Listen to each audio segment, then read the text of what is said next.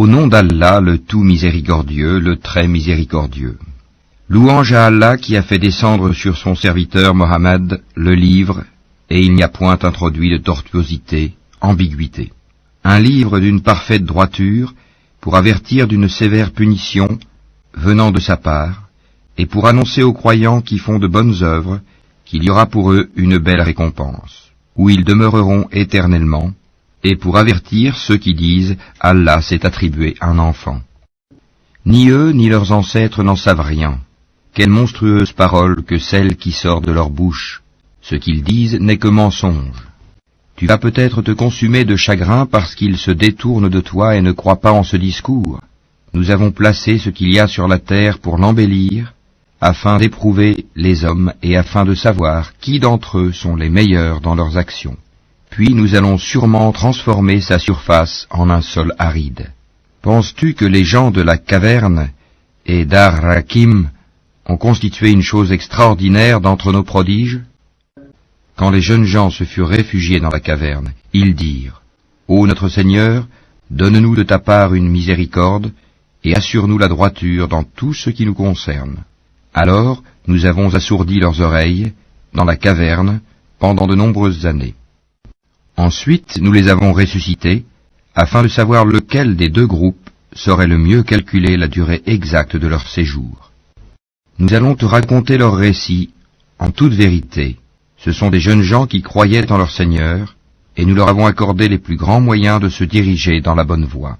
Nous avons fortifié leur cœur lorsqu'ils s'étaient levés pour dire « Notre Seigneur est le Seigneur des cieux et de la terre, jamais nous n'invoquerons de divinité en dehors de lui, sans quoi nous transgresserions dans nos paroles.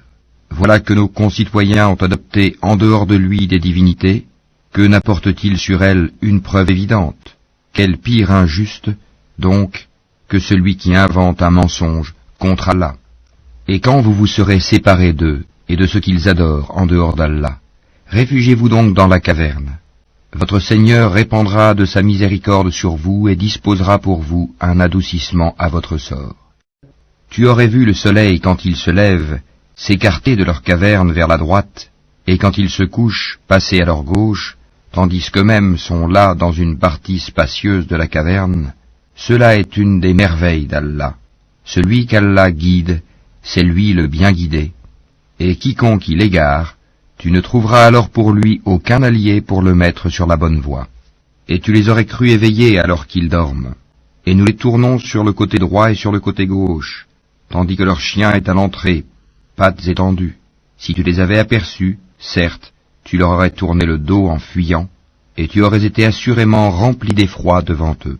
Et c'est ainsi que nous les ressuscitâmes, afin qu'ils s'interrogent entre eux. L'un parmi eux dit, « Combien de temps avez-vous demeuré là ?» Ils dirent, « Nous avons demeuré un jour ou une partie d'un jour. » D'autres dirent, « Votre Seigneur sait mieux combien de temps vous y avez demeuré. Envoyez donc l'un de vous à la ville avec votre argent que voici, pour qu'il voie quel aliment est le plus pur, et qu'il vous en apporte de quoi vous nourrir, qu'il agisse avec tact, et qu'il ne donne l'éveil à personne sur vous. Si jamais ils vous attrapent, ils vous lapideront ou vous feront retourner à leur religion, et vous ne réussirez alors plus jamais. » Et c'est ainsi que nous fîmes qu'ils furent découverts, afin que les gens de la cité sachent que la promesse d'Allah est vérité, et qu'il n'y ait point de doute au sujet de leur. Aussi se disputèrent-ils à leur sujet, et déclarèrent-ils, « Construisez sur eux un édifice, leur Seigneur les connaît mieux. » Mais ceux qui l'emportèrent dans la discussion dirent, « Élevons sur eux un sanctuaire. » Ils diront, « Ils étaient 3 et le 4e était leur chien. » Et ils diront, en conjecturant sur leur mystère, qu'ils étaient 5, le 6e étant leur chien. Et ils diront, 7, le 8e étant leur chien. Dis, mon Seigneur connaît mieux leur nombre.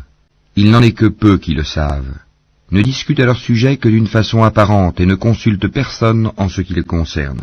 Et ne dis jamais à propos d'une chose, je la ferai sûrement demain, sans ajouter, si Allah le veut, et invoque ton Seigneur quand tu oublies et dis, je souhaite que mon Seigneur me guide et me mène plus près de ce qui est correct. Or ils demeurèrent dans leur caverne 300 ans, et en ajoutèrent 9 années. Dis, Allah sait mieux combien de temps ils demeurèrent là.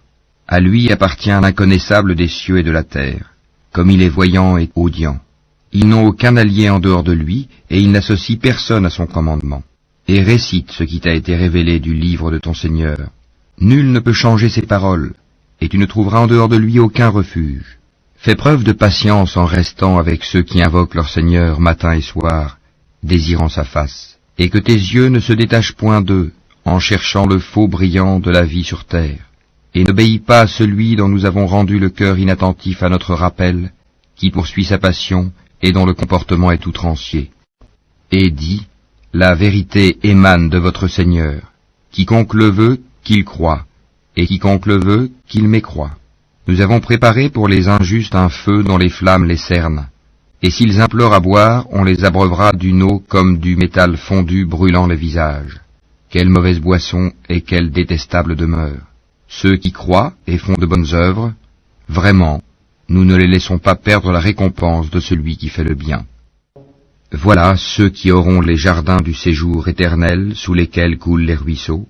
Ils y seront parés de bracelets d'or et se vêtiront d'habits verts de soie fine et de brocart, accoudés sur des divans bien ornés. Quelle bonne récompense et quelle belle demeure. Donne-leur l'exemple de 2 hommes. À l'un d'eux, nous avons assigné 2 jardins de vignes que nous avons entourés de palmiers, et nous avons mis entre les 2 jardins des champs cultivés. Les 2 jardins produisaient leurs récoltes sans jamais manquer, et nous avons fait jaillir entre eux un ruisseau, et il avait des fruits, et dit alors à son compagnon avec qui il conversait, « Je possède plus de biens que toi, et je suis plus puissant que toi grâce à mon clan. » Il entra dans son jardin, coupable envers lui-même par sa mécréance. Il dit, « Je ne pense pas que ceci puisse jamais périr, et je ne pense pas que l'heure viendra.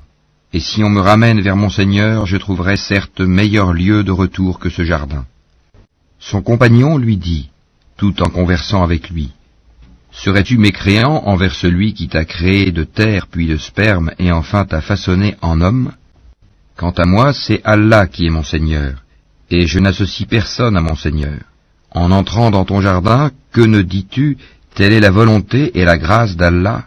Il n'y a de puissance que par Allah. Si tu me vois moins pourvu que toi en biens et en enfants, il se peut que mon Seigneur bientôt me donne quelque chose de meilleur que ton jardin, qu'il envoie sur ce dernier du ciel quelque calamité et que son sol devienne glissant, ou que son eau tarisse de sorte que tu ne puisses plus la retrouver. » Et sa récolte fut détruite, et il se mit alors à se tordre les 2 mains à cause de ce qu'il y avait dépensé, cependant que ses treilles étaient complètement ravagées. Et il disait, « Que je souhaite n'avoir associé personne à mon Seigneur. » Il n'eut aucun groupe de gens pour le secourir contre la punition d'Allah, et il ne put se secourir lui-même.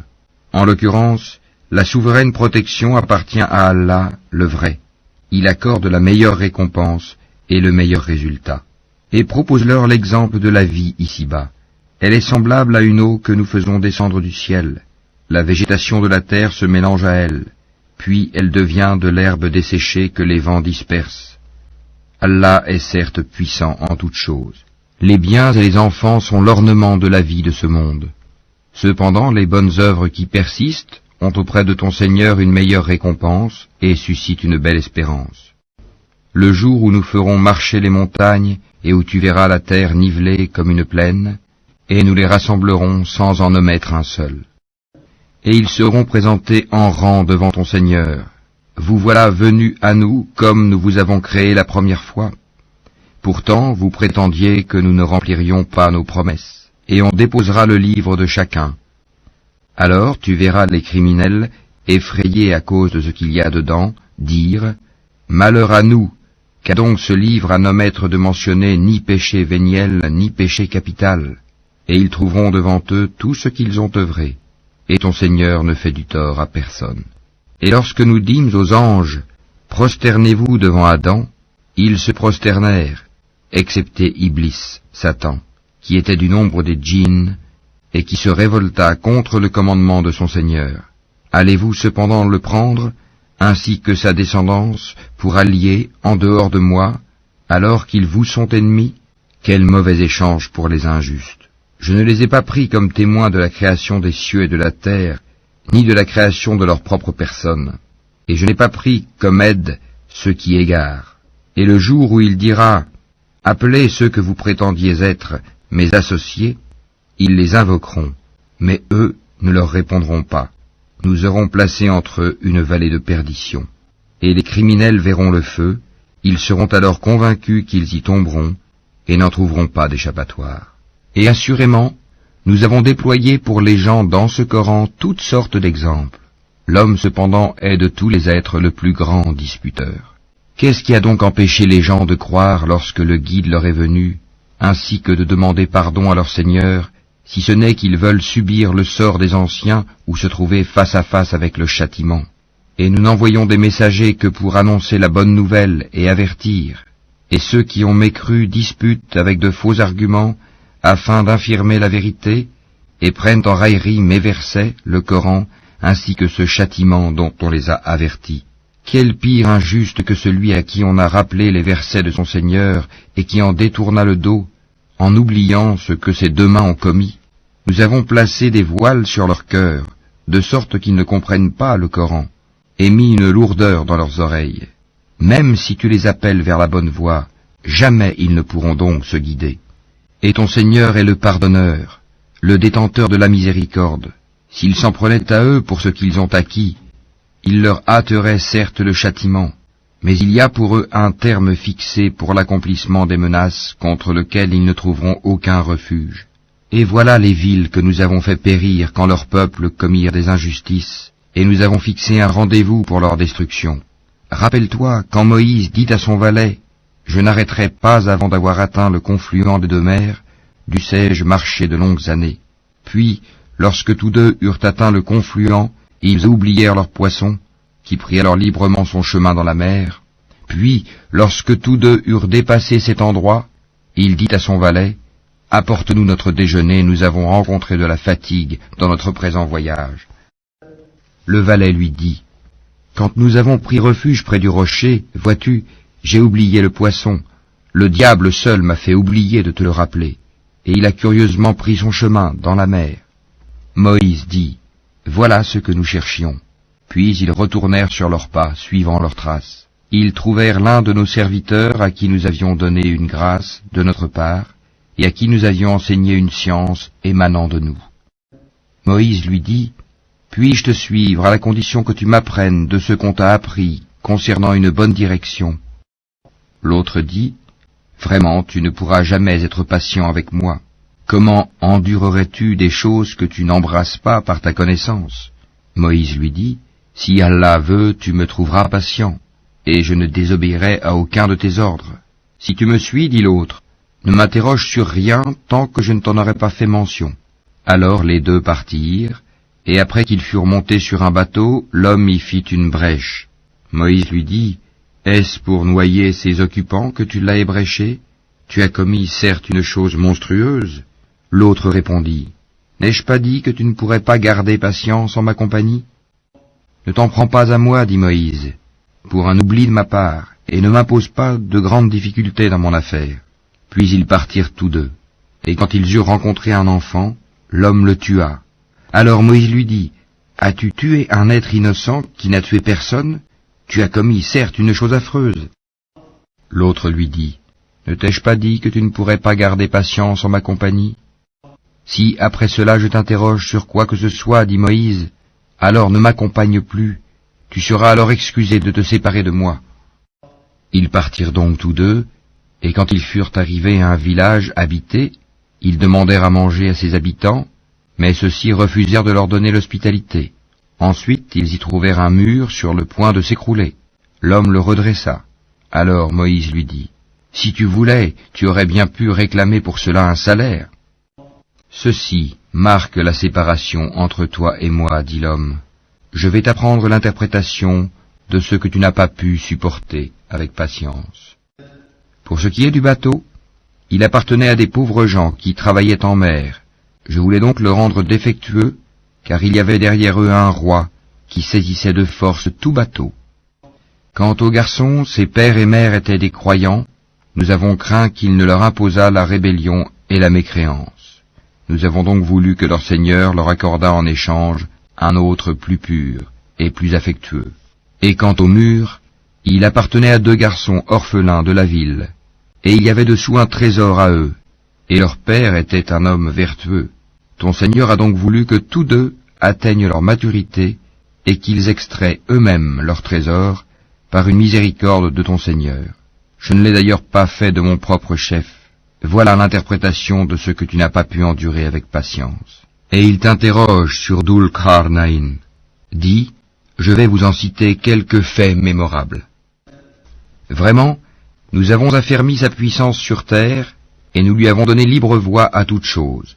Il suivit donc une voie, et quand il eut atteint le couchant, il trouva que le soleil se couchait dans une source boueuse, et auprès d'elle, il trouva une peuplade impie. Nous dîmes, ô Dhul Qarnayn, où tu les châties, où tu uses de bienveillance à leur égard. Il dit, quant à celui qui est injuste, nous le châtierons, ensuite il sera ramené vers son Seigneur, qui le punira d'un châtiment terrible. Et quant à celui qui croit et fait bonne œuvre, il aura en retour la plus belle récompense, et nous lui donnerons des ordres faciles à exécuter.